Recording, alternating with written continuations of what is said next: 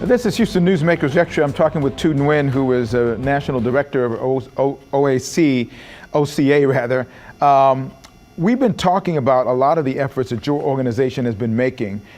Talk about some of the misconceptions. There are a lot of misconceptions about Asians in this country. I don't know the origin of it, but they're the stereotypical sense of what Asians are, and it's really disrespectful to all ethnic groups to have it happen. Talk about some of the things that the people out there are just totally wrong about.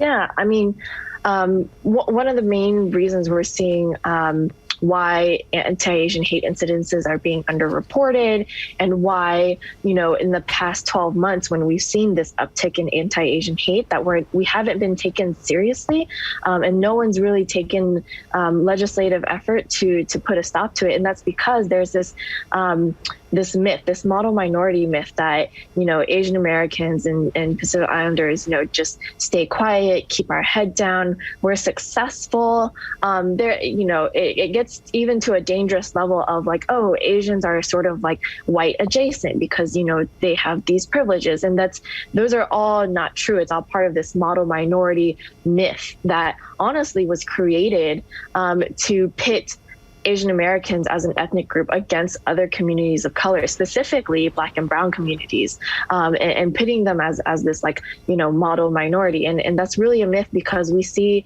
new immigrants, Southeast Asians who are Southeast Asians are being deported, they're being over-policed, and they do face police brutality. And we see that, Asian Americans are still,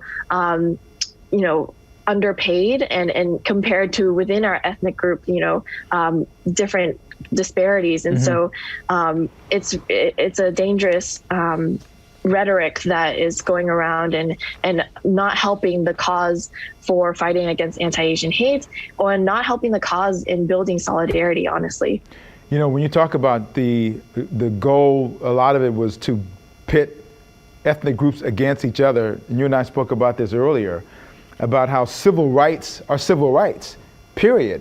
And that when different groups don't see that there's a commonality, it becomes an issue. Do you sense that there is a more, now, unfortunately, as a result of what's happened in Atlanta, and maybe what's happened over the last year, when we've seen more focus on what's going on in the Asian community, do you sense that there's more of a sense of camaraderie among the various ethnic groups now as it relates to civil rights challenges?